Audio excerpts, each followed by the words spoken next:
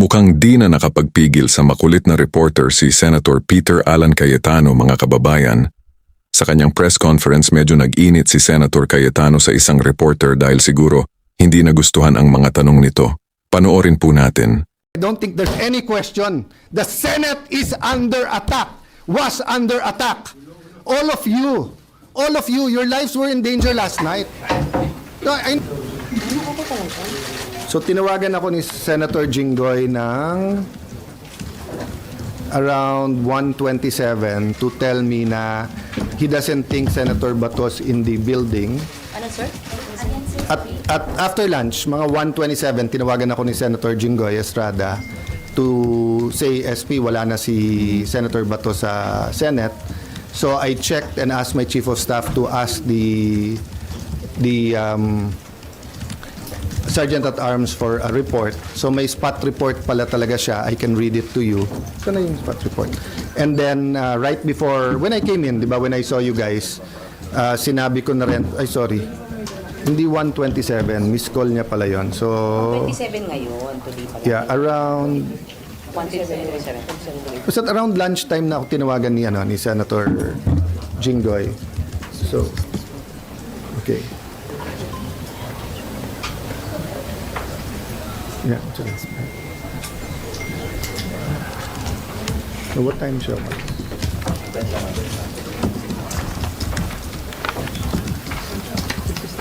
Yeah, what, no, yung not the incident, yung pag-alis ni Bato.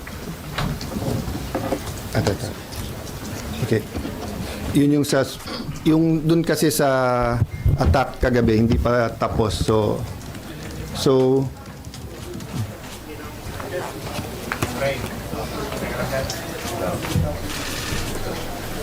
there's a report po anong oras siya umalis.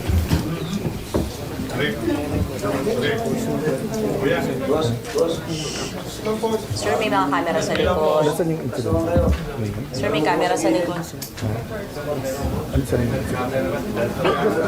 Dito. Kuya. Wala. Okay. So, long story short, kinonfirm ng Sergeant at Arms that he's no longer in the building.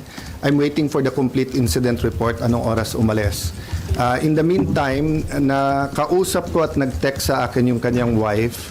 And I told her naman na I will papaabot ko sa Filipino people and sa 13 yung kanyang message. So sa 13, sabi niya, sana wag sayangin yung sakripisyo na ginawa ni Senator Bato. She hopes that we stick together. Tapos eto, sabi niya sa akin, good PM sir, in behalf of my family, we would like to thank you and all the other senators for all the support you have done for my husband. At the same time, I'd also like to ask for forgiveness for all the confusion and havoc it has created in the Senate. It is for this reason, I am sure that Ronald made his, in quotation mark, escape. He told me habang tumatagal kasi siya dyan sa loob ay mas nadadamay pa kayo. Alam naming hindi lulusubin ng NBI at CIDG and police o sino pang mga militar ang Senate kung wala siya sa loob. Kaya kahit na gaano siya ka-safe dyan, mas nangibabaw pa rin para sa kanya ang safety ng lahat. Nung umalis ako ng Senate 9 p.m. para umuwi kami sa bahay, last namin na pag-usapan, dyan muna siya mag-stay put. Dyan, yung stay put lang raw siya dyan sa loob kasi safer for him. Total may 72 hours TRO. Nagulat at natakot na lang kami for his safety nung narinig namin na sa labas na siya. Wala sa plano, but knowing him, I am sure he took the opportunity nung nagkaguluhan at nagkaputukan na. Pasensya na po sir, mahaba message ko, etc.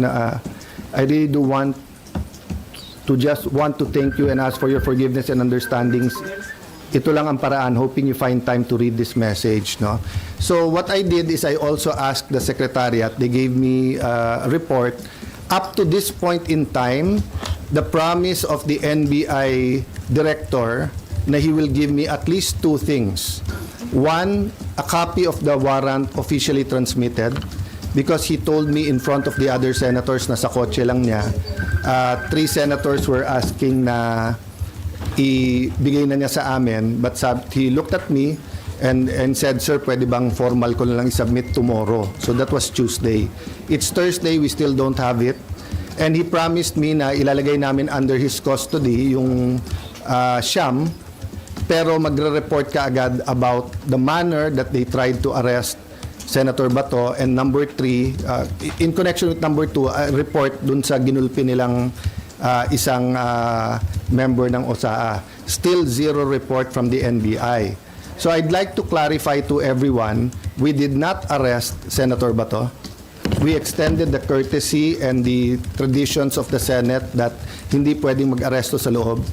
He's not under arrest from any of us. And so far as we're concerned, there's no warrant of arrest for him. So he knew from the start, I knew from the start, I never hid from any of you. Anytime you ask me, nandiyan pa si Senator Bato, I answered you to the best of my ability. And I told you, nandiyan pa, tinanong nyo how long will he stay, as long as he likes, di ba? So he made that decision on his own. I found out when Senator Jinggoy called me. I had no idea last night because he came pa to see Sec John Vic. So I brought Sec John Vic sa taas, sa 5th floor, because ni-request nung isang staff na, "Sir, hindi pa alam sa 5th floor na secure na at hindi pa nila alam ang nangyayari. Baka pag umakyat yung mga pulis, baka may gulo." So I went up, medyo naka-vest at armado pa yung OSAA. So Sec John Vic asked them na lahat may barel, ibaba yung barel. We explained the situation that OSAA is still in charge inside, but there's a joint investigation. Little did we know na hindi pa fully secured when we answered you, because nga may na-aresto actually kagabi. Diba? I think na-report nyo na lahat. So I just promised Sec John Vic that I'll wait for his report and that siya magsasabi sa details para nga walang miscommunication o accusation. But since someone close to me sent me a text,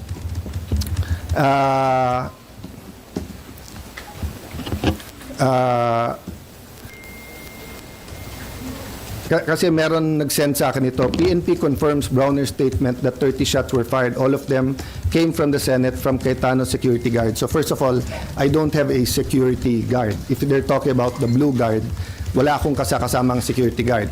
If they talking about my security, they're also from the PNP. I double-check before going here. Walang nagpaputok sa kanila.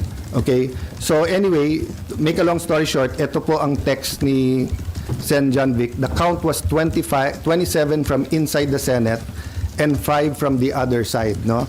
So my point is, verbal warning sila.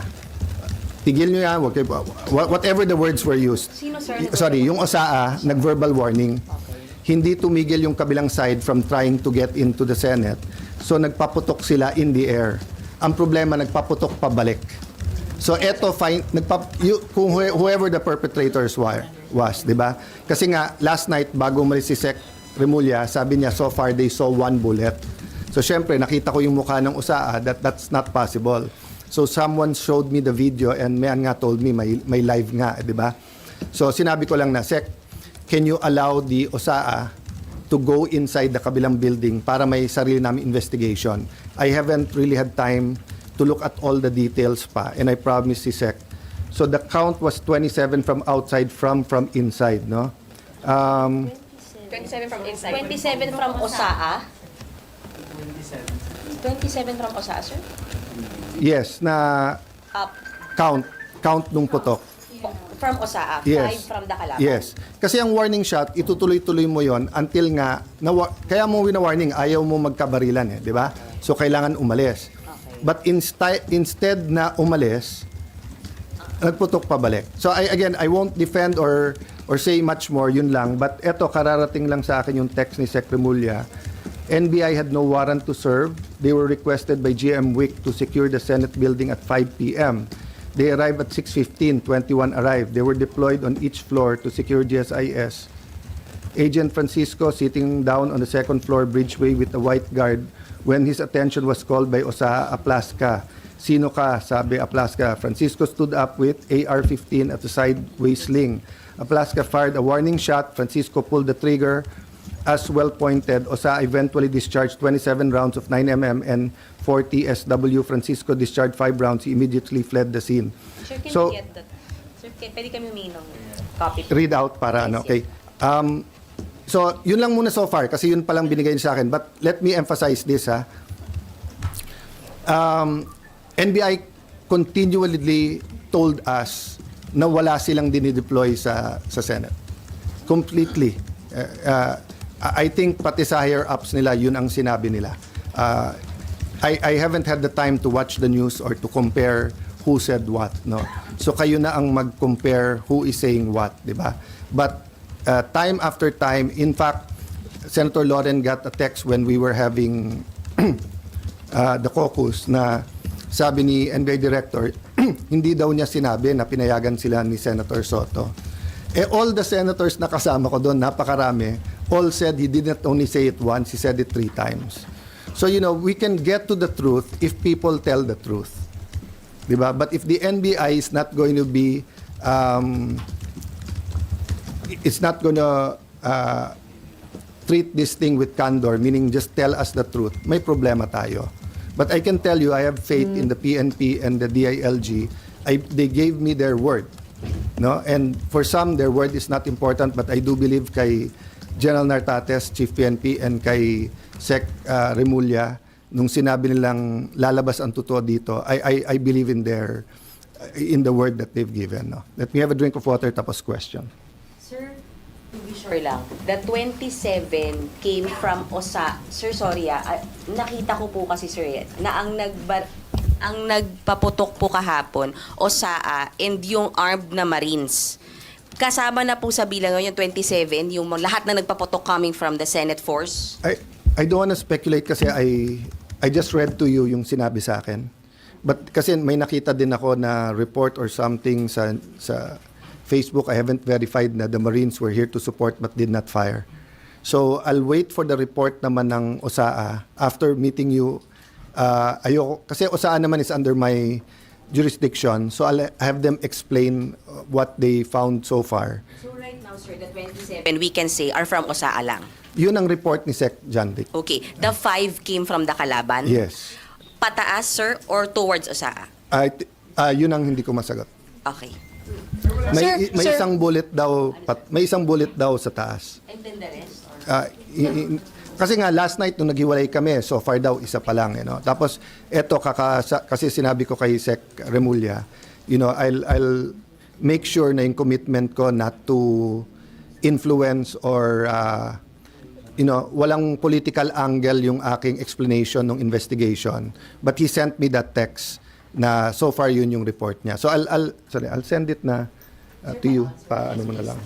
Sir, wala pang sinabi si General Plaza kung nasaan yung NBI, kung nasa DSIS side o nandito sa Senate.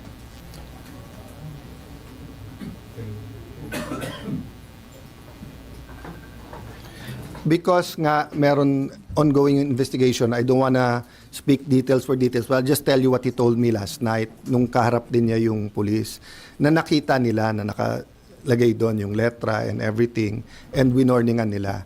But if I tell you more details than that, pati people will already think or speculate. So I'd rather tapusin nila. Ang sabi sa akin ni Sec. John Vic, bina-backtrace nila. They got a lot of IDs sa the guy na bumalik. Pinabalik daw siya para kunin yung bag. Puno ng maraming IDs sa bag. So they got his fingerprints, bina-backtrace niya. When I left, they were bringing him to Pasay for inquest. So I haven't gotten the report. Unfortunately, pinauwi namin lahat ng lawyers kasi nung sinabing clear na, nakiusap din yung mga police so that their work is easier, paalisin na. But can I just mention this, guys, di ba? Unprecedented nung Monday na meron law enforcers na makikipaghabulan sa isang senador. Unprecedented yan. That never happened in the Philippines. Secondly, taking away coup d'etats, di ba? First time then, in my view, na may ganun armed attack. And hindi sila tumakbo, They were somehow holding their ground. All of you were here, di ba? So there's a speculation na gobyerno yun, there's speculation, may nagsasabi, kami daw ni Bato nagplano, or kanina tinanong nyo, legitimate question yung tanong nyo, diversionary. If it was a diversionary tactic, it was crazy. Why? When you did that, lalong dumami yung tao dito eh, lalong dumami yung police. That's why nga Sec. John Vic wanted to go upstairs to make sure he's okay. But nung kausap ko yung anak, he started, etc. I respected that. Sec. John Vic respected that. But kagabi, bumaba pa si Senator Bato. Pero sir, Bumaba pa siya para magpakita eh. That was the last time I saw him. Go ahead. pero SP, di ba, sa binasa niyo po, inamin po ng asawa ni Senator Bato na he used that commotion, ano yung nangyari, para makalabas ng Senate. I will not interpret because sabi niya baka. Because he did not escape during after. But ang sabi din kasi nung asawa niya, after niya nakita na someone will go so far as lusubing a Senate just to get him, that's why he did it. Kasi kung if I was in his shoes, I will escape when it's least expected. But again, mali yung word na escape because there's no warrant eh. Diba? There's no warrant. So, he's free to go. When you for example, pumunta ka sa simbahan at sabihin mo, I'm seeking sanctuary. Pag gusto mo nang umalis, pwede ka umalis. It happened kay June Lozada. He slept on my couch on the 5th floor. And then, nung sinabi, doon na lang siya sa mga madre. And then, sinabi, doon na lang siya sa Lasal Green Hills. Lumipat siya doon. SP, kung walang warrant, bakit siya nagtago dito sa Senate? Bakit Because hinabol siya ng mga NBI na walang warrant. So, I'm not saying as a fact walang warrant. Excuse me. I'm saying they did not present the warrant to us. And I'm waiting for it. They did not give us. If they gave me the warrant, my advice could have been different. So, same. Kayo nag-seek sanctuary dito. Sabi nyo, sir, media kami, inaaresto kami, wala namang warrant. I talked to the police. Ba't nyo hinahabol? Wala, sir. Or may warrant. Nasaan ang warrant? Wala. Sabihin ko, dito muna kayo sa Senate. 3 days later, wala pa rin yung warrant. Sabihin mo, boss, gusto ko nang umuwi. Umuwi ka na. Diba? So that's the reality. Is it the best? I want him to attend each and every session. I want him to be there. I told him last night, Sen Bato, sana you can attend the impeachment. It's his constitutional duty. Last follow-up then. SP, do you still consider it as an attack when you mentioned kahit marami na ito rin kami na una pong nagpaputok ng warning shot yung OSAA, hindi yung sa kabilang Okay. Senate? Kung tututukan kita ng baril, papasukin ko bahay mo na may baril ako. Nag-warning shot ka, pinutukan kita pabalik. Is it not an attack? Sorry but I don't think there's any question. The Senate is under attack. Was under attack. All of you, your lives were in danger last night. So I know it's your job to ask a question, but you will tell me, pagka may nagpaputok na warning, hindi under attack yon? My God. We're a democracy. This is the Senate of the Philippines. Please naman. Di ba? Yeah. What do you think happens when there's no democracy? Who's the first casualty? The media. Wala nang media kapag wala. Di ba? Pag sinabing kami muna nagpaputok, umatras sila, or security guard ng GSIS yun, di sabihin nyo, baka ito ay gawa-gawa lang, baka ito ay drama. Pero nagko-focus kami dito, hinihintay namin articles of impeachment. Nakita nyo naman lahat ng pangyayari. Napakagaling ko naman mag-orchestrate ng lahat na yan. Kaya kong papuntahin dito mga armadong grupo. You know my history. I've been in government since 1992. Do I have any history of doing that? O sa Taguig, have we done anything like that ever? No, so, excuse me, I mean, I'm not taking offense at the question, but, if you have any doubt, you're doubting our democracy, you're not doubting my statements. Ko lang, sir. Yung kalaban po, pwede na natin sabihin na, sir, sinabi kasi ni Senate Sec. Dong Mendoza right after the shots were fired last night, na perceived NBI. Are you ready to say that na perceived NBI yung kalaban? Nasabi naman ni Sec. Dong yon. At sabi ko sa kanya, I don't blame you for giving them the information on the ground. And Mayan, you ask the right questions. Tama yung direction nyo, etc. But I'll be very fair. When the President called to check how we are, and when the President said, it's not government, it's not the AFP, it's not the PNP, it's not the NBI, of course, he's the President. I'll give him the benefit of the doubt. I'll assume. But I told him, but Mr. President, we have a bad experience sa NBI. They haven't been truthful with us. Having said that, Sec John Vic assured me, walang whitewash to. So he told me some of the information even before we got home kasi I'm sorry for the reaction but you know, people risked their lives yesterday. One of our nagugulpi na yung isang usaa, the others could have done this.